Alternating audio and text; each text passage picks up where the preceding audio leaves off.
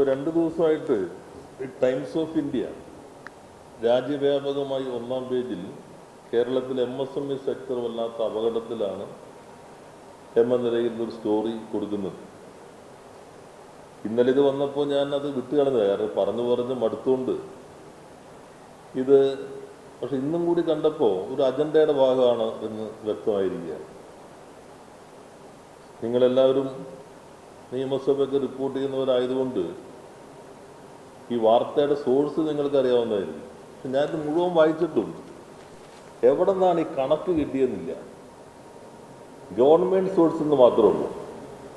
ചിലപ്പോൾ ബൈലൈൻ കിട്ടാൻ നിയമസഭയിൽ നൽകിയ ഉത്തരവാണെന്ന് പറഞ്ഞാൽ ബൈലൈൻ കിട്ടില്ല എന്നുള്ളത് കൊണ്ടാകാം. പക്ഷെ അതിനേക്കാളും എനിക്ക് തോന്നിയത് ഇതിപ്പോൾ വന്നിട്ടുള്ള ഡാറ്റയാണ് എന്ന് ആർക്കോ വേണ്ടി ഒന്ന് ബോധ്യപ്പെടുത്തേണ്ടതുണ്ടോ എന്ന സംശയം. അപ്പോൾ സോഴ്സ് വെളിപ്പെടുത്താൻ ഇന്നത്തെ പത്രത്തിൽ പറയുന്നത് ഈ ഡാറ്റ റിപ്പോർട്ടഡ് ബൈ TOI എന്നാണ്. യഥാർത്ഥത്തിൽ ഇത് reported by industries minister in the legislative assembly എന്നാണ് പറയേണ്ടിയിരുന്നത്. കാരണം സോഴ്സ് വേറെ ആരും, ഞാൻ തന്നെയാണ്. ഞാൻ കൊടുത്ത മറുപടി 1119 പേജുള്ള മറുപടിയാണ്. നിയമസഭയിൽ നൽകിയത് 2025 ഫെബ്രുവരി 10-ാം തീയതി 1119 പേജുള്ള മറുപടി നിയമസഭയിൽ ഞാൻ നൽകിയിട്ടുണ്ട്. ആ മറുപടിയിൽ ഈ ഭാഗം മാത്രമല്ല, യഥാർത്ഥത്തിൽ ഒരു അന്വേഷണ കൊതിയായ ലേഖകനായിരുന്നെങ്കിൽ കണ്ടെത്താൻ കഴിയാവുന്ന വിഭവങ്ങൾ അനക്ഷറിലുണ്ട്. നിങ്ങൾ നോക്കിക്കഴിഞ്ഞാൽ 660 എല്ലാം ഓരോ നമ്പറുണ്ട്. തട്ടുകടയുണ്ട്, അച്ചൂസ് തട്ടുകട, മുറുക്കാൻകട, 766 തട്ടുകട, ഒരു 1000 തട്ടുകടയുണ്ടാവും. ഇതെല്ലാം ലിസ്റ്റുണ്ട്. യഥാർത്ഥത്തിൽ ഞങ്ങളിത് ഫീൽഡിൽ പോയെടുത്ത കണക്കാണ്. അപ്പോൾ അദ്ദേഹം പറയുന്നത്, ലേഖകൻ പറയുന്നത് ടൈംസ് ഓഫ് ഇന്ത്യ അലാമിംഗ് ആണെന്നുള്ളതാണ്. അപ്പോൾ അതിലൊരു 100-200 തട്ടുകടയുണ്ട്, ബേക്കറി ഉണ്ട്. ഞങ്ങൾ MSME ആണ് എന്തെന്നൊക്കെ പറയുന്നത് എന്തൊക്കെയോ അതെല്ലാം ഉണ്ട്. ഇപ്പോൾ യഥാർത്ഥത്തിൽ എന്താണ് ആ റിപ്പോർട്ടിൻ്റെ ഉദ്ദേശം? അത് ദേശീയ തലത്തിൽ 1-ാം പേജിൽ കൊടുത്ത് ആഘോഷിക്കുന്ന എന്ത് പ്രാധാന്യമുണ്ട്? പ്രാധാന്യ എഡിറ്റോറിയൽ കൂടെ തന്നെ തീരുമാനിക്കണ്ടേ? പക്ഷെ പ്രാഥമികമായ മര്യാദ ഇത് നിയമസഭയിൽ മന്ത്രി നൽകിയ ഉത്തരത്തിലുള്ളതാണെന്ന് പറഞ്ഞാൽ ആ കണക്കിന് കുറേ കൂടി ആധികാരികത വരില്ലേ? മന്ത്രി തന്നെ പറഞ്ഞിരിക്കുന്നു, ഇതാ 46,000 ഇത് കൂട്ടിയിരിക്കുന്നു. Kerala's real MSME story over 42,000 closure in 9 years as government claims growth. ഞാൻ ഈ ലേഖനോട് എന്നെ ഒന്ന് വിളിച്ചു ചോദിക്കാമായിരുന്നില്ലേ? അപ്പോൾ ഞാൻ പറയുള്ളൂ, ഞാൻ നൽകിയ ഉത്തരമാണല്ലോ. അപ്പോൾ പിറ്റേ ദിവസം ഞാൻ പറയണ്ടെന്ന് പറഞ്ഞിട്ട് ഇന്ന് എൻ്റെ കോട്ട് ഇട്ടിട്ടുണ്ട്. ഞാൻ അദ്ദേഹത്തോട് എന്നെ കോട്ട് ചെയ്യണമെങ്കിൽ നിങ്ങളിത് കൊടുക്കുമ്പോഴായിരുന്നു കോട്ട് ചെയ്യേണ്ടത് ഞാൻ പറഞ്ഞിരുന്നു. എത്തിക്കലി അത് റോങ് ആണ്. കാരണം നിയമസഭയിൽ നൽകിയ മറുപടി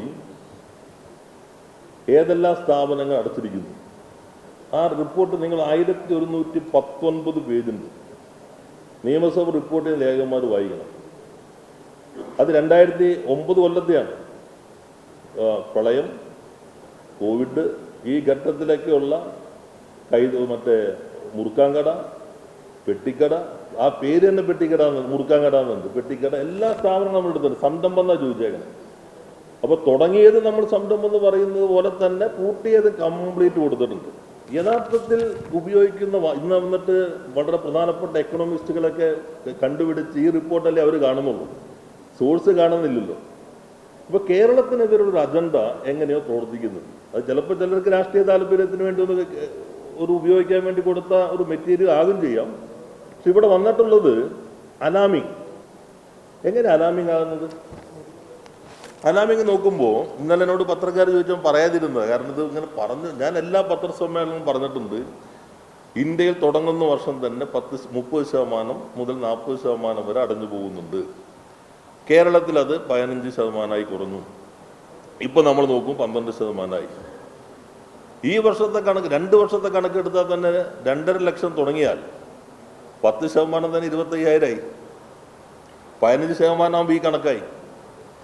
അലാമിംഗ് ആകുന്ന എങ്ങനെയാണ്? ഇപ്പോൾ പനി പടർന്നു പിടിക്കുന്നു. അലാമിംഗ് എന്ന ഇംഗ്ലീഷ് വാക്ക് എങ്ങനെ ഉപയോഗിക്കും? ഇപ്പോൾ സാധാരണ വ്യത്യസ്തമായി ഇവിടെ വല്ലാത്ത അളവിൽ പനി കൂടുന്നു, അല്ലെങ്കിൽ രാജ്യത്ത് ഉണ്ടാകുന്നതിനൊക്കെ വ്യത്യസ്തമായി കൂടുന്നു. ഞാൻ നോക്കിക്കഴിഞ്ഞപ്പോൾ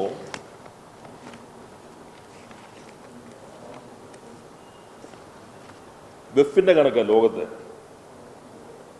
small business big problem. New report says 67 MSMEs ആണ് വേൾഡ് വൈഡ് ഈ ക്ലോഷറിന് അഭിമുഖീകരിക്കുന്നത്. 67%. വെഫും Singapore research from the World Economic Forum and the National University of Singapore Business School. അപ്പോൾ ഇവൻ ലോകവ്യാപകമായി 67% SMEകളും കൂട്ടലിനെ അഭിമുഖീകരിക്കുന്ന ക്രൈസിസിനെ നേരിടുന്നു എന്ന് പറയുമ്പോൾ ടൈംസ് ഓഫ് ഇന്ത്യ കേരളം എങ്ങനെ അലാമിംഗ് ആണെന്ന് പറയുന്നു. തമിഴ്നാട് ഒറ്റ വർഷം 50,000 MSME കൂട്ടി തമിഴ്നാടിൽ. അപ്പോൾ കേരളത്തിന് 42,000. 9 വർഷം പ്രളയം, കോവിഡ് കാലഘട്ടത്തിലുണ്ടായതിന് അലാമിംഗ് എന്ന് എങ്ങനെ ടൈംസ് ഓഫ് ഇന്ത്യ വിശദീകരിക്കും? ഗുജറാത്തുണ്ട്, ഓരോ സ്റ്റേറ്റിലുണ്ട്. കർണാടകയിൽ ഒരു ഇൻഡസ്ട്രിയൽ എസ്റ്റേറ്റ് മാത്രം, ഇൻഡസ്ട്രിയൽ ഏരിയയിൽ മാത്രം 16,000 സ്ഥാപനങ്ങളാണ് അടച്ചുപൂട്ടിയത്. പീനിയ ഇൻഡസ്ട്രിയൽ ഏരിയ 20%, 16,000 MSMEs കൂട്ടപ്പെട്ടു എന്നാണ് ഹിന്ദു റിപ്പോർട്ട് ചെയ്തേക്കുന്നത്.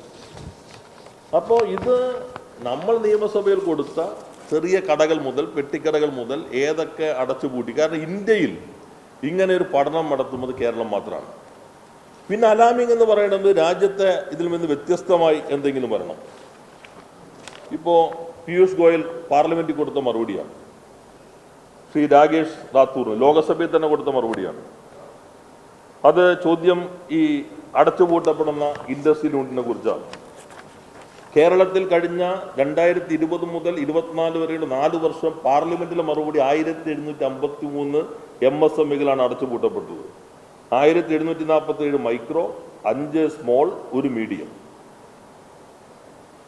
ഗുജറാത്തിൽ 5792, അതുപോലെ കർണാടക 3010, മഹാരാഷ്ട്ര 15,220, തമിഴ്നാട് 7,894, ഉത്തർപ്രദേശ് 3,760. ഇതൊക്കെയാണ് കണക്ക്.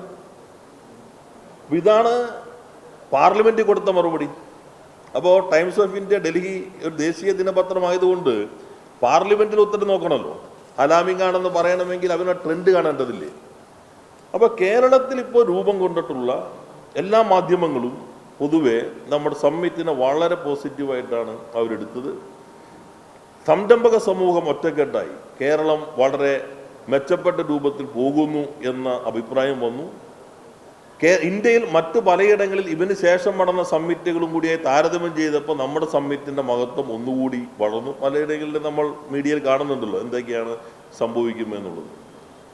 അപ്പോൾ അത് നല്ലൊരു അന്തരീക്ഷം വന്നപ്പോൾ ബോധപൂർവമായൊരു ശ്രമം നിയമസഭയിൽ കൊടുത്തതാണ് എന്ന കാര്യം മറച്ചു വെച്ച് ഏതാണ് സോഴ്സ് എന്ന് അറിയിക്കാതെ ഇത് 9 വർഷ കാലഘട്ടത്തിലുള്ള ഈ എണ്ണം ലോകത്തിൻ്റെയോ ഇന്ത്യയുടെയോ കേരളത്തിൻ്റെയോ ചരിത്രത്തിലെ വലിയൊരു അപകടകരമായ കണക്കല്ല എന്ന വസ്തുത മറച്ചുവെച്ച് തട്ടുകട, പെട്ടിക്കട, മുറുക്കാൻ കട എന്ന അനക്ഷറിനകത്ത് എഴുതിയ പേരുകൾ പോലും കണ്ടില്ലെന്ന് മടിച്ച് കേരളത്തിനെതിരെയുള്ള ഒരു നീക്കമായിട്ട് തന്നെ വേണം ഇതിനെ കാണാൻ. ഞാൻ ഇന്നലെ ഇത് പറഞ്ഞു മടുത്തുകൊണ്ടാണ് ഇന്നലെ ചില മാധ്യമങ്ങൾ ചോദിച്ചപ്പോൾ ഇതെല്ലാ ഞാനിവിടെ സ്ക്രീൻ വെച്ച് വീണ്ടും കാണിക്കേണ്ടത് തുടക്കം മുതൽ എങ്ങനെ പറഞ്ഞുകൊണ്ടിരിക്കുന്നു. ഇനി 10%, 3.5 ലക്ഷം തുടങ്ങിയാൽ 10% എത്ര വരെ പൂട്ടാം, 15% എത്ര വരെ പൂട്ടാം, ഇന്ത്യൻ ശരാശരി 30% എത്ര വരെ പൂട്ടാം.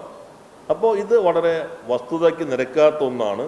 അത് പലരും ഇപ്പോൾ വീണ്ടും ചില രാഷ്ട്രീയ കാര്യങ്ങൾക്ക് വേണ്ടി വിനിയോഗിച്ചോളൂ. പക്ഷെ നമ്മൾ അത്തരം കാര്യങ്ങളിൽ വസ്തുതകളെ അടിസ്ഥാനപ്പെടുത്തണം. ടൈംസ് ഓഫ് ഇന്ത്യ പോലുള്ള പത്രം അതിന് വിശ്വാസ്യതയെ തകർക്കുന്ന രൂപത്തിൽ നിയമസഭയിൽ പറഞ്ഞിട്ടുള്ള മറുപടി അതാണെന്ന് മറച്ചു വെച്ചുകൊണ്ട് അനക്ഷറിനകത്ത് സംരംഭങ്ങളുടെ സ്വഭാവം എന്താണ് എന്നുള്ളത് അവതരിപ്പിക്കാതെ നടത്തിയിട്ടുള്ളത് വളരെ തെറ്റായ സംഗതിയാണ്. അത് ആ മാധ്യമ സ്ഥാപനത്തെ ഞങ്ങൾ അറിയിക്കുന്നത്.